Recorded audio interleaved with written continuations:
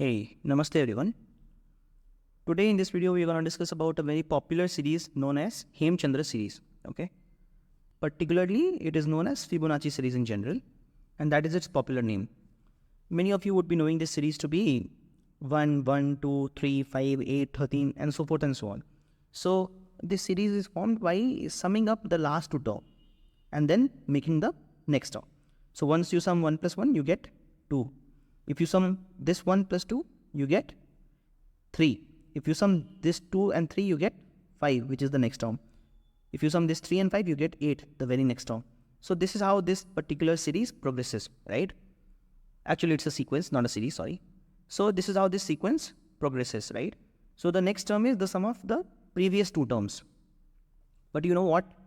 Fibonacci was not the first person to give this series, and at least 400 years before Fibonacci, there was a poet from Bharat, India, named Hemchandra, who not just gave this series but also had a proof of it written in a manuscript which is preserved till date.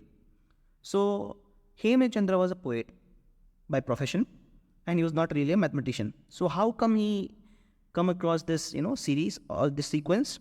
To know about this, we should know that in Sanskrit there are two kinds of alphabets, Laghu and Dirgh. Laghu are the alphabets which would take you one beat to pronounce. So they are short pronounced alphabets, while Dirgh are the alphabets which would take longer duration to pronounce. So they are, you can say that they are 2 beats alphabet. Okay. So for example, this is pronounced and this is pronounced this is pronounced E, this is pronounced E, and so forth and so on, right? So Sanskrit will have two sorts of alphabets. One taking the span of 1 beat in a musical session, the other one taking the span of 2 beats in a musical session, right? So the one taking shorter duration of beats will be called Laghu, and the one taking longer duration of beats will be called Dirgh. Keep that in mind. Now, Hemchandra, being a poet, wanted to design poetry, right? Wanted to come up with good poems. So he had a generic question in mind, and his question led to the proof of the Fibonacci sequence altogether. So what was his question? His question was, if at all I am composing a particular music, and if I have a number of beats left, in how many ways can I fill those many beats? So what he did was, he took, okay, what if I have 1 beat left? Then I have only one possibility. I can only fill it with a Laghu alphabet, the alphabets which would take just 1 beat. So the number of ways possible to fill 1 beat is just 1, right? Whereas if I have 2 beats left, then I can fill it in 2 different ways. First, by filling 2 Laghu alphabets, Laghu here and Laghu here, or by filling a Dirgh alphabet which would take 2 beats. So there are 2 ways. Similarly, he then further went on to conclude that if I had 3 beats left, right, I can fill it with either 3 Laghus, which would individually, each of which would individually take 3 beats. I mean, 1 beat each, so 3 beats in total. Otherwise, what I can do is I can fill it with a Dirgh, which would take 2 beats, and then a Laghu. Or else, I can fill first with a Laghu and then with a Dirgh, right? So this way, I can fill it in 3 different ways. This is what I've written. So this actually makes up 3 different ways.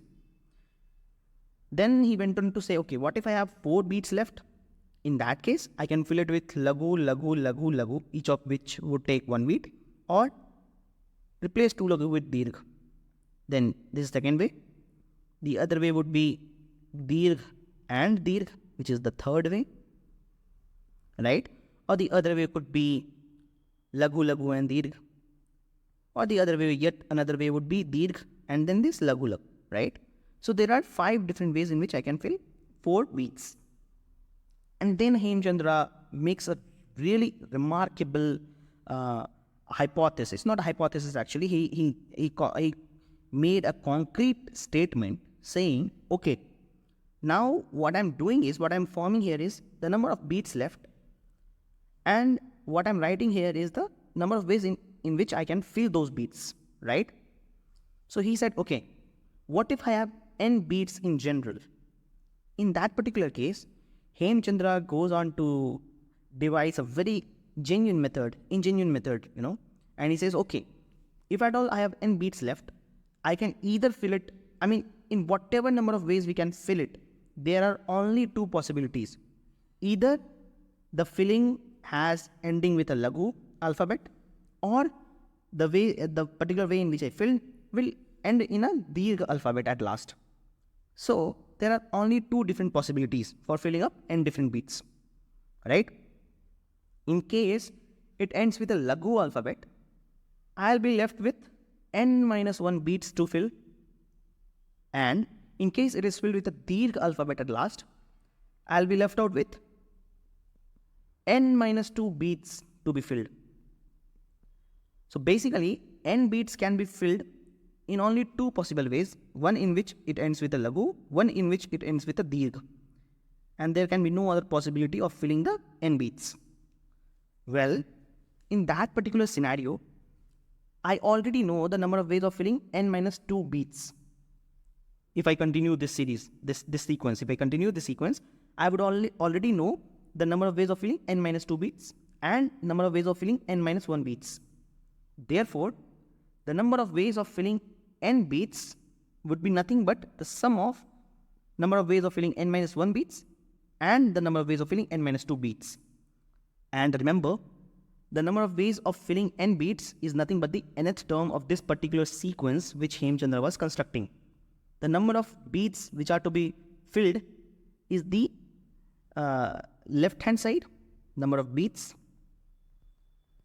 and the relation to the right hand side is number of ways in which it can be filled, right? Therefore, number of ways in which n beats can be filled is nothing but the nth term, okay? And it is nothing but the sum of number of ways in which n minus 2 beats can be filled, which is n minus second term, and the number of ways in which n minus 1 beats can be filled, which is nothing but n minus 1th term. This is how Hemchandra gave the proof of one of the most beautiful sequences that appears in nature. Mind you that Hemchandra sequence is not just a mathematical construct. Nature has very beautiful examples of how it is, being observed around us in nature. If you count the number of petals in a flower, if you count the number of spirals that goes around in many of the insects, it will actually have Hemchandra number, a number which will occur in this particular sequence, which is the Hemchandra sequence. You can Google more about this, about how the Hemchandra numbers are naturally occurring numbers. And then by this, you can also understand how scientifically constructed this particular language, Sanskrit, is. Because in order to construct poetry, Hemchandra asked these questions and came up with this particular sequence, right? So just a really remarkable language and a very beautiful property of this language, which also happens to appear in general around us in the nature. Okay, so that will be it about this video.